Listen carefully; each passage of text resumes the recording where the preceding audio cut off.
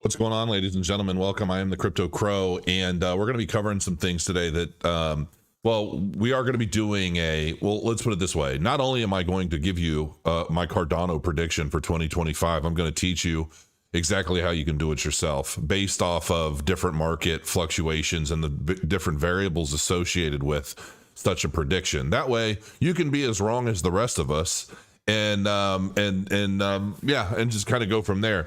But I'm very much serious about it though, and you'll understand when I show it. I have been working through so many different notes and variables for all kinds of stuff. I have all kinds of stuff on various charts and things, but in the grand scheme, once I got everything boiled down, I'm going to present it to you in the easiest possible way, and then we'll go from there.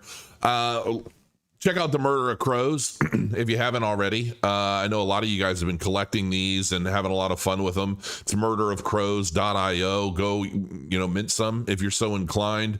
I feel like everybody kind of has their thing, and my baby are the Murder of Crows. And so, I shouldn't be live right now. I forgot. I was going to wait until 3 o'clock. I don't know why I just went live, because I know that a lot of people are over there watching BitBoy, which I guess I'm probably going to be on tonight. So for those of you guys interested, I'm probably going to be live on Around the Block on BitBoy Crypto. So anyway, taking a quick look at what's going on, some stuff is green. It's been moving up a bit. XEM is up 53.4%. That's crazy. That's absolutely crazy to me. But in general, the market has not been faring too terribly well. You can see this is on a weekly. I don't want weekly. Let's go to daily and take a look, see as to what is happening. So, I drew out obviously this Wyckoff accumulation pattern here, and we've been following it pretty consistently for the most part. I drew this out. I drew this all out back in here, and I said this is probably, generally speaking, what I expect to see happen. The question obviously being, do we come all the way down for a new spring or not? I still don't know. I'm basically watching this all play out. But Cardano has also been, working its way down, and I've created some lines of support and things that we could potentially break through if Bitcoin continues moving in the direction that I expect it to. I do believe that no matter what happens, however, it's likely going to be short-lived. So, if we do get a new low, which I don't really suspect at this point, I do think it's possible still, don't get me wrong. But, a lot of the signs are leading to us not getting a new bottom or a new low, but likely chopping around somewhere between 18 and 19,000 before we start to move up into the side for quite some time. However, that's not what this is about. I'm just going to show you very simply. Let's see, make sure I covered some of the things that I wanted to cover. All right. So 125 of you, and I'm going to keep this live not too long because I want people to be able to dive into it. So what I'm going to do is I'm going to pull up my trading view charts, and you can see Bitcoin over here on the right. And you can see that, we're moving down. These are 1 hour candles. I've been kind of following this on a 1 hour. And we're moving down again. And I almost went live this weekend because I was going to say, listen, I know that the price is pumping, but this is the weekend. And when you're looking at the price action of crypto on weekends, that's dumb money. I mean, just to be real about it, dumb money trades on weekends, because the institutions and the whale money and all of that, all of those people are waiting until Monday. And that's when that there's going to be a continuation to whatever happened Friday left off. And so that's kind of what I expected this to come down. And I continue to see it continue to go down. But I'm going to show you some other things real quick before I dive into some of my calculations. I've got all kinds of lines and things all over the place because I was working out a lot of different variables to trying to figure out the most accurate way to define the price action of something like a Cardano or an altcoin as it relates to the total market capitalization and Bitcoin's market capitalization and its percentage of dominance and so forth and so on. And ultimately, I came to one of the easiest conclusions out there, and it's the easiest way for everybody to be able to create your own Cardano-based predictions based off of what's happening in the market. And it doesn't involve any of this. So I'm going to show you what it does involve. Let's see, where is my... There it is. All right, so I'm going to show you this. And let me see here. Let me shrink this down a little bit. Okay. So what you're seeing here is the chart for dominance, okay? This orange line here is Bitcoin's dominance, and I've also got Ethereum's dominance, and then on the bottom row here, you've got Cardano's dominance. What this means, this is ultimately how much of the total market capitalization, okay? The total market capitalization, which I do have on this page. I'll bring it back up because I've got some numbers and calculations I'm going to show you, but I want to explain how I come to these numbers first.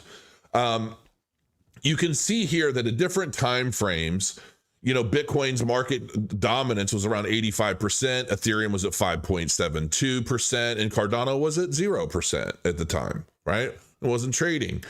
So, and as the market continues to move forward through the years, the dominance of each particular crypto asset's market cap, so the percentage of the individual cryptocurrency's market capitalization against the total crypto market cap, that is what these numbers are.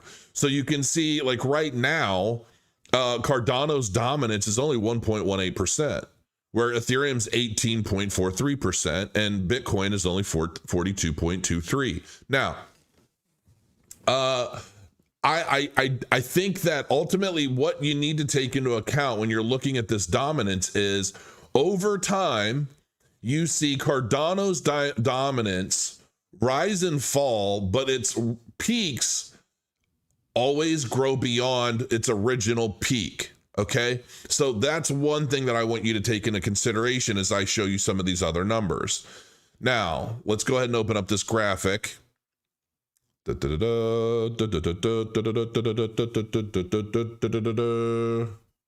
that accurately? I don't know. That was totally, I don't know how to play the trumpet, so. All right, so what you're going to see in this top row here is you're going to see like December 11th, 2017, that was a Cardano's dominance, 0.29%. And as it continues to move forward, I have like a fly, it's like all over. I don't know why I swallowed that fly, but as you continue to move forward, you can see the different peaks, the Cardano's dominance in the overall market capitalization continues to grow. And then at a $2.37 trillion market capitalization, Bitcoin's market cap was $104 billion and Cardano's price was around $3. And I know I've done a video in the past about Cardano getting to $8, right? And it was so wrong because we peaked out at like $3.14 at the time. However, there's something in that I did not take into account. What is that, you might ask? I did not take into account Bitcoin's diminishing returns per cycle. Okay. And so when you look at Bitcoin's diminishing return cycle after cycle, I know that there's a ratio out there that I think it's like 5.34, something like that, 5.3. And there's basically a ratio. And I've calculated something similar to this quite some time back, but I didn't narrow it down to like 5.34. But it's very obvious that if you look at Bitcoin's market cycles, as the price obviously continues to go up into new higher highs every cycle, it gets cut into almost a third of what it was the previous cycle. Because like in one of the first cycles, the price went up to like 16,000 something percent, right? And now we're at a point where if we go from the low to what, you know, the next high is, it might only be like 300%, right? If that diminishing return plays a significant role, as I expected to. In this next cycle, we're only probably going to see $100,000 to $105,000 Bitcoin, right? And so the question is, what does the total market capitalization of the crypto market get to? At its peak, we peaked out at a $3 trillion market cap. Now, for those of us that are old school, or OGs, if you will, I remember the days when we were sitting around thinking, wow, wouldn't it be amazing if we just hit $1 trillion market cap? And I remember thinking, how big will Bitcoin get? And how, there's so many different things. We're thinking to ourselves, at $1 trillion market cap, Bitcoin would be this much, and this token would be that much. But there are a lot of different variables associated with market capitalization. And one of the biggest ones is how many cryptocurrencies out there continue to launch. A lot of these crap tokens and shit projects that are all out there, they're trying to grab their own little, fragment of the market cap, and basically a lot of these people out there with an idea trying to cash out. And I think to myself, okay, how much does that number grow from cycle to cycle? I don't even know where we're at now. I'm sure we're over 20,000 different projects. Might even be 30 now. I could check real quick, but I'm busy. So that plays a big role. But what also plays a big role? Time-tested applications, layer ones, and blockchains typically grow in their market dominance cycle to cycle, as Cardano has. At the $3 trillion peak, Cardano's dominance was 4.35%. So I basically based all of these calculations on a 4.35%, even though, what are some of the variables associated with the marketplace right now? Regulation is coming. Regulatory bodies are cracking down. They're using things like FTX and all of the stuff associated with that as a new big excuse to try and come down heavy-fisted and regulate the space, which, let's be honest, I mean, somebody needs to do something about a lot of the craziness that's been happening.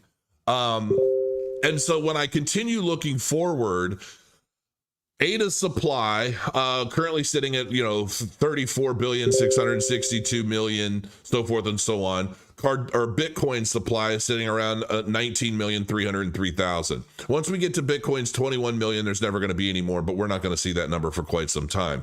This Bitcoin supply will obviously be a little bit higher than it is now by 2025, but I'm not calculating that in because it's not going to play a significant deal. But if we want to better understand what is the potential for Cardano at different, let's say, and that's what these numbers are.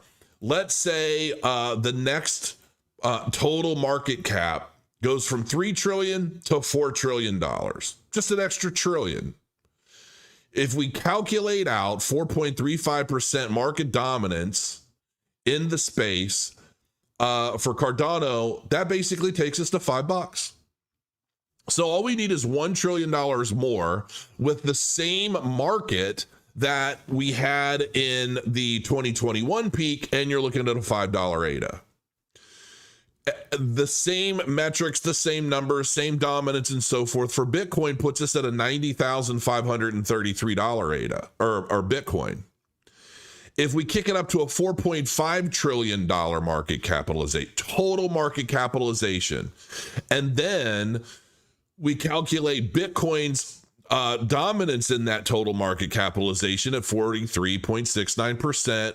We take all these numbers and then we create the market cap, divide by the number of tokens available and the supply, and you've got $101,850. Okay. The same metrics, 4.35% market dominance for Cardano, you're looking at almost $6, 5.64. Here's the thing. I know that I've made predictions in the past for like an $8 Cardano, and I'm not saying that that isn't possible. What I'm also saying, however, is for the number of people out there that are thinking, oh, regulation, they're bad, and regulation's going to do this and do that. Here's the truth. Regulation is a double-edged sword, okay? I mean, the heavier the regulation, there are two things that are going to happen. Number one, they want to try and control everything as it favors, my guess, a lot of the major institutions, the central banks, and everybody that's basically already been playing ball, since the 30s.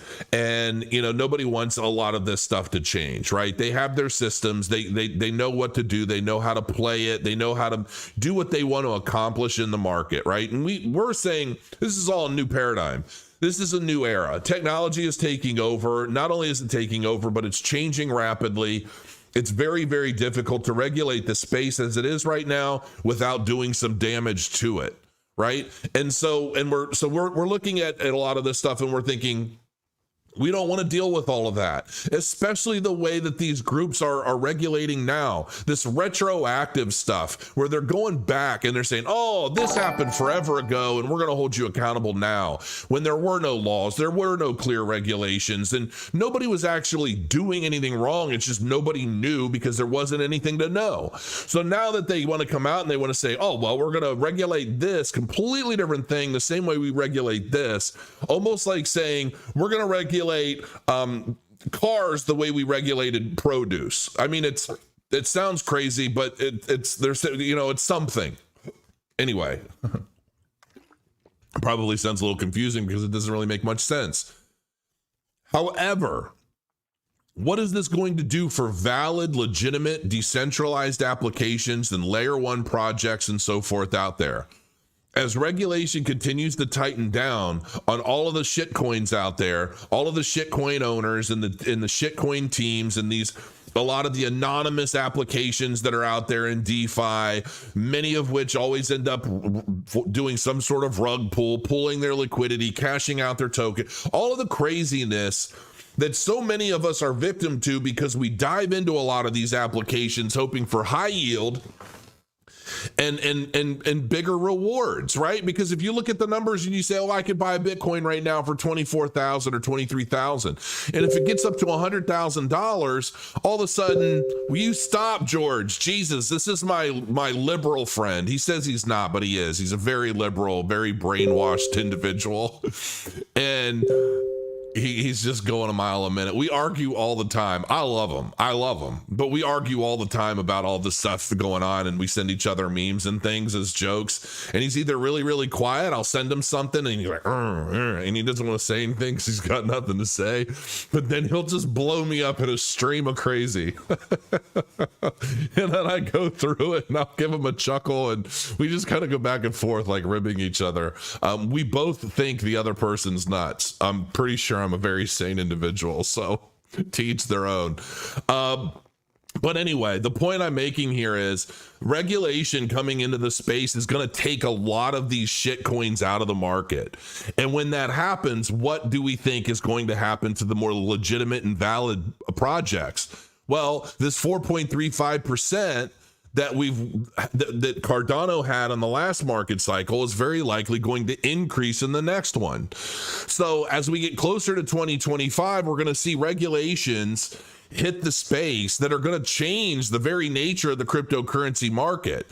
And a lot of new rules are going to be put in place that a lot of these projects are going to have to follow. And if they don't follow them, well, you're going to see a lot of people leaving these assets in favor of things that are a little bit more time-tested, proven, decentralized, but, just overall better in the grand scheme of things.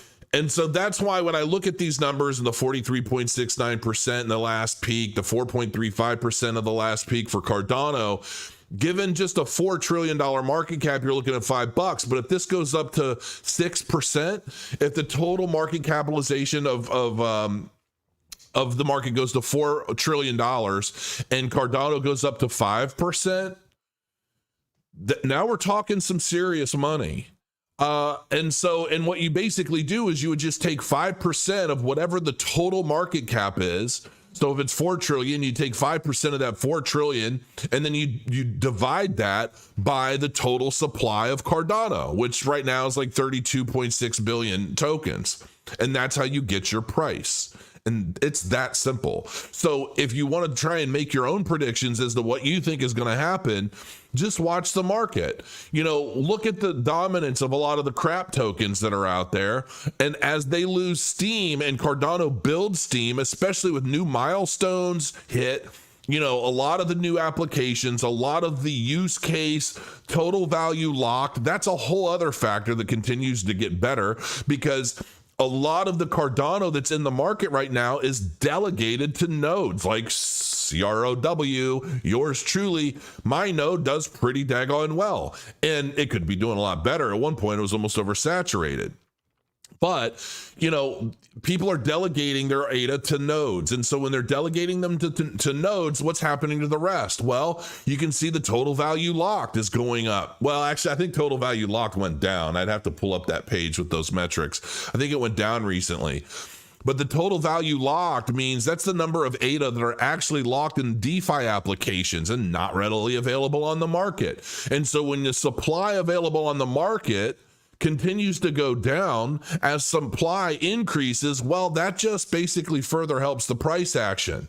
And so as money is entering the Cardano ecosystem, it's driving up the valuation of the tokens available on the market, because those are the ones in the order books, and it's driving up the value of everything else that's locked, being delegated, so forth and so on. So where do I see Cardano realistically being able to go in the next cycle by 2025?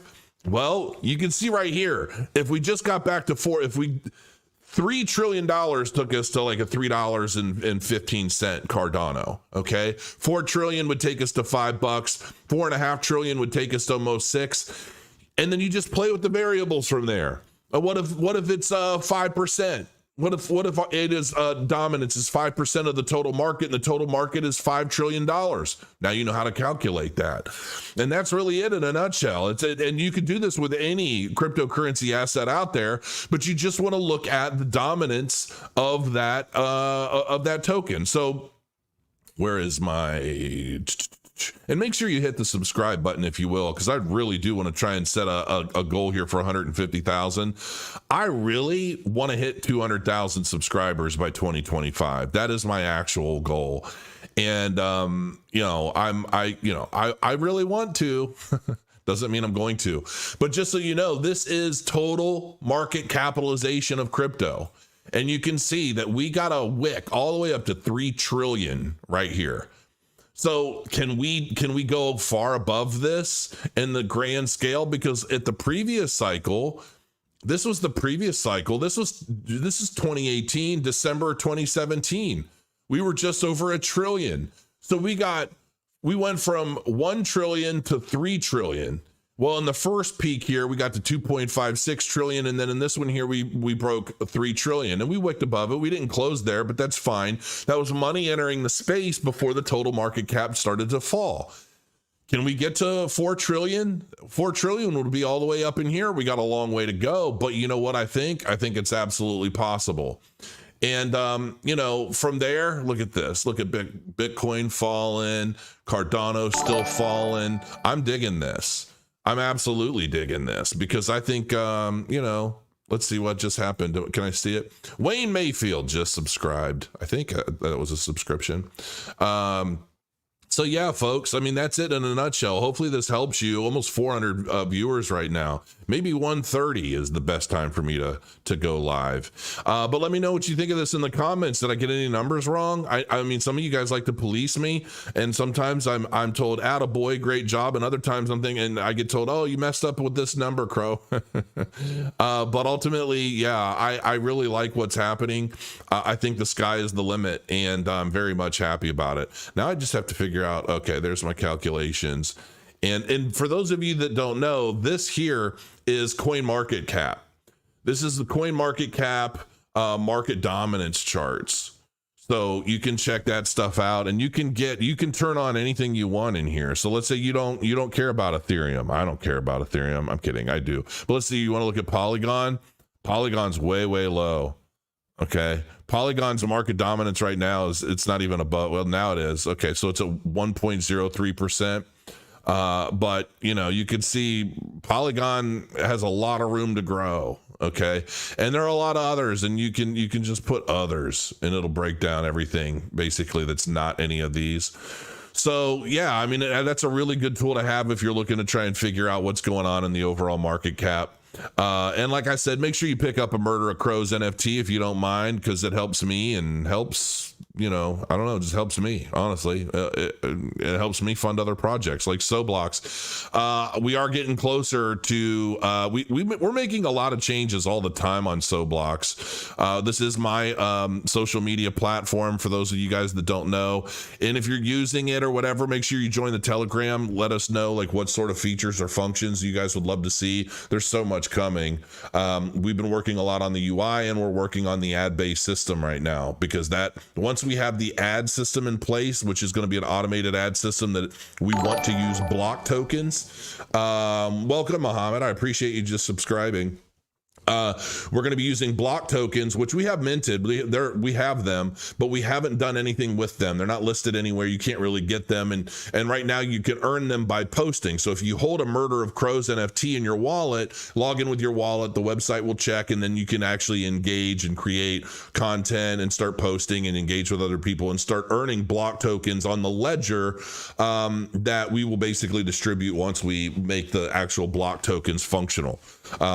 So yeah, right now you can't buy them anywhere. You can't get the block tokens anywhere, but they are going to be used for a lot of other things, very much likely, including my Wargrim tabletop simulation war game. And I just had another chat with that developer. So I'm really trying to build as much fun stuff as I can. The stuff that we have planned for Soblox, I think, is going to blow a lot of people's minds, because we're trying to build Soblox as a one-stop shop, a one-stop place where you can do anything related to NFTs, Cardano-based gaming, and all kinds of stuff. So make sure you check it out, and at the very least bookmark it, so that when we make it open to the public, you can start using it. I mean, you're going to be able to offer your own paid content, you know, a lot of functions and features. You're going to be able to mint stuff. You're going to be able to, we're going to have a marketplace. We're going to have a Cardano based NFT search engine, all kinds of stuff. So make sure you check it out. Make sure you hit the like button if you don't mind. Hopefully this video excuse me, helps you and finds you well. It is Monday. I've got all kinds of work to do, so I will bid you farewell.